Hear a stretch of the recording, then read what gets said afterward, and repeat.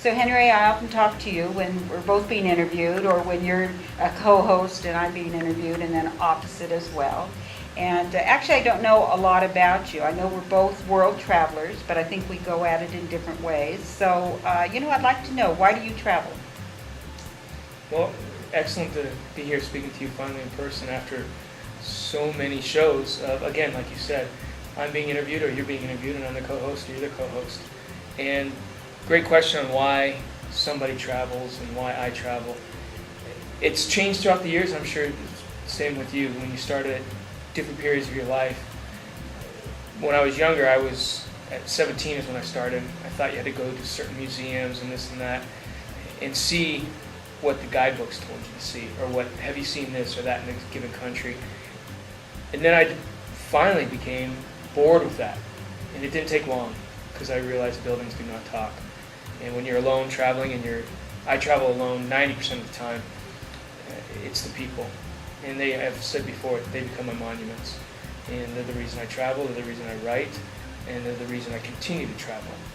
Do you have some sort of a feeling before you go, like on this trip I want to do this, or on this trip I will focus on this? Again, before, I think I had an idea about that. And now, at this point, and I might revert back to that when I have less energy maybe. And notice how I get around saying older, younger. Yeah. But it's true. It is very true. I travel with the least amount of comfort right now. And I believe that helps me understand a given culture more quickly, I guess. And I think it really does help, because people will see me taking the local bus, and they're more apt to help. And me reaching out and asking, hey, I'm lost right now. And rather than taking a taxi, they're like, well, this guy has money, he'll find his way. Now, you speak how many languages? French, Spanish, English. I read, write, and speak those, and then I just speak Mandarin. And at what age did you first exit the U.S., and then which country did you go to? In my late 20s, I was a travel agent. Okay. So there's a diversity between how you do what you do and how I do what I do. And my family never traveled, ever. Our big vacation was to go up in the mountains, California mountains. That was it, year after year after year. Were Big Bear is? Yes, Okay. and that was it. And then just by chance I became a travel agent. And when you're a travel agent, the pay is low, but the benefits are high. And I just happened to be in a travel agency that specialized in high-end vacation travel. So the end products, the hotels, the CVBs, all those types of people want the travel agents to experience. Exactly. So they'll pay for you to go over. So I got to go to Japan, and I got to go to Thailand, and I got to go to Peru, Ecuador. Oh my gosh, I got to go to all sorts of Hawaii. That was really foreign, until I found out it's like Southern California on steroids, actually. And so you got to see it. You were still traveling, but even in Very less controlled, less developed, and Yes, developed nations. that's correct. But you still got to see the high end. yes, high end, and yes, never unescorted, never unescorted. So there's a very diverse between how you do it and how I do it. And Did you ever feel alone though? Although you're being escorted, did you ever feel like I want to share this with somebody that actually I know intimately as a family member, a close friend? well, after that experience, then it's the phases in life, and at some point I'd accumulated enough money with my husband. I like the other one. Yeah, me too. But the truth is, we had accumulated enough money to travel together, and we first did that in our 40s, our mid 40s. Together to go see my daughter, who decided that when she went over for her internship in the Czech Republic, that she wouldn't come home. So he and I went for 3 or 4 weeks to Europe together, and so that was a different type of experience. So then, these are phases in your life. So then we started traveling almost exclusively together, spending tens of thousands of dollars on high-end, long overseas vacations. And did you see a value to that as opposed to just being alone? What do you prefer, and what would you suggest to some people? Well, it's interesting. It just depends on where you are in your life cycle. Because my jobs tend to be organizing. I was a teacher, an event coordinator. I led several CVBs. I've done all sorts of things that When you say CVBs? That's Convention and Visitor Bureaus. So I'm always the one coordinating. I'm always the one that's organizing people, getting everything together. So for me, the vacation is to go where somebody else has organized it, and I just sort of get on the bus and go. So that to me is a great treat. We were once in Portugal, and the bus was broken down, and we were hanging out there, and you know how they drive in Portugal, zoom, zoom, zoom. And it was getting to be dusk, and I was thinking to myself, I really should do something about this bus, but it wasn't my job to do it. And I kind of thought, this is kind of cool. Now, in the end, I gave my suggestions, which is get some taxis up here to take us back to the boat.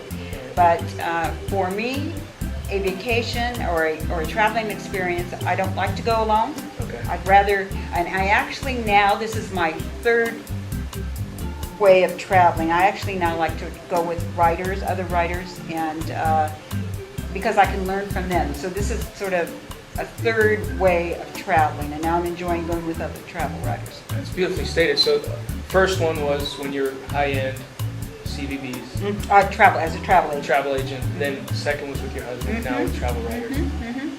Completely different, or all travel experiences are different. okay. But the common theme being, I want somebody to organize it for me, Okay. and then I can write about it or share it with, when I was a travel agent, I shared it with my Right. clients and said, have you ever thought of going to Ecuador? I mean, I think that's a good thing, because most people are going to want that. They don't have the time, and they're tourists, and I do think they have the money but no time, and so they would like to have it laid out. And I think that's more of the popularity and the percentage that you're going to be dealing with, rather than somebody going alone. So I find it fascinating that you say you like to travel alone. And, can you tell me what does that mean to you, travel alone? I mean, just tell me what that means. Most of the time I do travel alone. 90% of the time. I don't travel with family members, any friends, guy friends, girlfriends, any friends. So when I travel alone, that forces me to talk to the people. So I'm never really alone. Although I don't know anybody intimately as a family member or anything like that. Would you stay in a hostel? Sometimes I actually stay on the streets. Stay on the streets? Yes. What does that mean? I sleep on the streets. I'm going in mother mode. What exactly does that mean? That means you I just buy find a spot? Yeah, on the streets. That's fascinating, and that's worked for you. Well, obviously you're here. Yes, Yeah. in '97 I went around the world sleeping in the streets, and I spent $3,700 for 1 year. And I had student loans I had to repay, but I also had $3,700 that I was saving to go traveling. And every night, no matter if it was a guest house, youth hostel, or anything, it was going to cost money. So I cut funds where I could. So I ate one meal a day, and I just traveled around the world. And that would be at what age? 24 at that time. 24, okay. And would you still like to do that today? I do, because I am forcing myself to integrate to a certain level of the society wherever I'm visiting. And it allows my writing to be more raw, I think, an invasion of the senses, every type. I try to. So if somebody's not going to be able to be there, I pay closer attention so I can write so somebody can feel as if they are there. Maybe I bring it across, maybe I don't. I'm not really sure, but I try to be very descriptive with good dialogue. And the dialogue that is in the book I've probably had with a local person. And so it's quite clever how they do speak, the people there, and wanting to know why I'm alone, why am I sleeping on the streets, and staying up at odd hours. Conversation starters. Exactly. Yeah, exactly. I just did an article, and one guy literally asked me, why am I traveling there? And he took a drink of alcohol, and he goes, and he closed his mouth, and he goes, alcohol evaporates pretty quickly, so I got to shut my mouth when I talk. That's good. So it had to go in an article. I mean, things like that, if you're with somebody, I don't think come about. They don't want to bother you. They may ask where you're from, the same tedious questions that go down the list, but for me, I don't want that. I want to get down to the nitty-gritty and the questions that really are quite philosophical and life-grabbing. So give me an example of a philosophical question. Great question. Honestly, why would I even choose to live this way and not be married at my age? That's something that I often hear. Why don't I have kids? And to me, it's about meeting the world, as many people as I could, and seeing as many countries as I can, and bringing it back to people that may or may not have the opportunity. I do believe people have the opportunity. There's choices. The individual choice of a human being. If somebody wants to travel, they have it. Every opportunity, especially with certain passports. People always say things, oh, the U.S. don't travel. Most people around the world do not travel. So it's not just the U.S., but the modern ways is that we get in comfort zone, and then we don't travel, and we get the bills, we get the family. And I want to make sure, while I have this energy, I'm doing what I want to do. And this mindset, because it will change as you mature It's already changed. And other stuff comes into your life that you have to deal with. So you take one piece of luggage? I take a rucksack about this big now for a month, 2 See, months. but boys can do that. I'm just not sure girls can do that. I hear that a lot, but it's not true. Yeah, I think it is. Choices. Yeah. It's a choice again. It's a choice. I don't know. I always say you're not. How many pairs of shoes do you bring? Probably one. One flip-flop I and knew two it. black See, shoes. never worked. Never worked. But my philosophy is I'm not there to be seen. Mm-hmm. I'm there to see. Mm-hmm. And if somebody sees you, you're already the subject of their scam. Mm-hmm. Especially where I'm going. And if you're in the middle of the scam, you don't even know you're part of it, now you're really involved in the scam. So your way of traveling alone, being part of the street scene, being part of the street people, and all of that, in the end, what does success look like to you when you take one of these trips? You're done, and you say success looks like what? Many letters, making up many words in a little black journal that I have ideas. I don't really expand on them at that time. I have a lot of short sayings that later go into hopefully something that is legible and readable for somebody that wants to read it. So you carry a journal. I do. You have one pair of shoes And flip-flops. and flip-flops, and your idea is to really get down and understand the culture of the people at the street level. Most people live a certain. Mhm. So I want to live how they're living. Living, The median income around the world is a certain level, and of a given country, and I want to live that way. And then, so your articles that you write, and then the book that you have written, and the ones that will come, is it written in a first? No, I try not to write about myself. That would be too. You don't say I was. No. I is a strong word. Uh-huh. When I say he, it's softer. She, softer. Then I say the names. I is really aggressive. Now, if you put he, and then he writes, or I write, and then put I, but it's talking about the he. I think that's more soft, and it's more easily read by the reader rather than me shoving ideas down their throat. And I don't want to do that. I certainly don't want to do that. So you're presenting information about what you learned, about what you saw in a fictional way. in a fictional way. But that's on your book level. Yes. On your article level, Some- person, no third person. Sometimes it's first. I wrote one about Mother Teresa on Big Bun Vacation magazine. That was about Mother Teresa and I when I met her. Some articles, I would say 8 out of 10 are going to be third person fictional, but I always have a story. Most of my articles literally always have a short story in them. And with the short story, there's ideologies that come from that area. Well, I think that sounds really interesting. I've not tried it myself, but you know what? It sounds interesting. I might just do it. So when you're traveling, what took you to the level of bringing that back home to then open up something where people were going to read about it? Or did it kind of go into kind of the flowingness, I'm going to write about this and see if I can get it out? It's probably more basic than that. I'm basically a storyteller. I was a teacher for many years, and in order to keep especially when I was teaching juvenile delinquents, you better have a really good story, otherwise you're going to lose your audience very quickly. So I'm very good at storytelling, and it becomes a natural part of me when I do anything, and it doesn't matter whether I'm at the grocery store or on a boat or whether I'm in France in the vineyards. There's a compelling sense to me that somebody else might enjoy this. Do you write in first person? I enjoy writing in first person, yes, and I find writing in third person to be boring. That's almost like there's no joy in it. So first person Okay. to me is joyful. But it's a compulsion on my part to encourage others to do what I've done, to take some chances, spend some money, and see what's out there. There's more than going to the movie show every Saturday night. I agree. And do you think you would ever go to a level of maybe writing in third person or sleeping on the streets?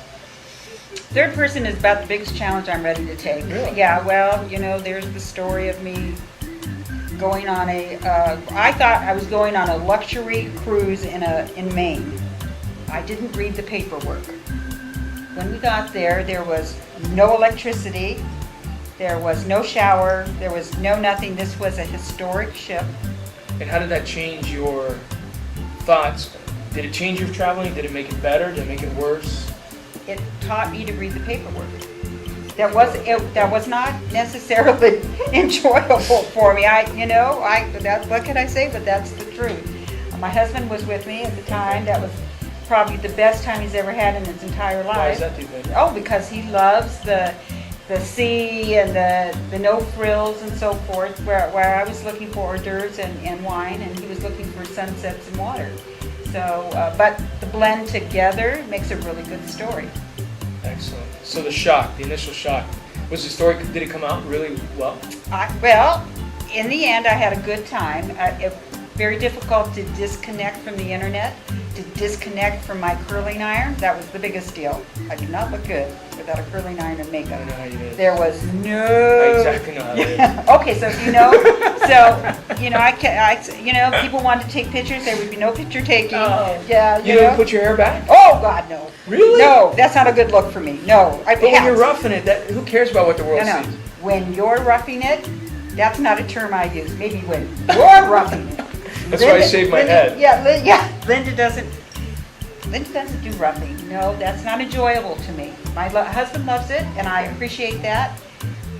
And God love him for it, and God love you for your one sack and some flip flops. But no, Linda. That little bag over there could probably travel for a month, 2 months, 3 Yeah, months. no, that would carry my makeup.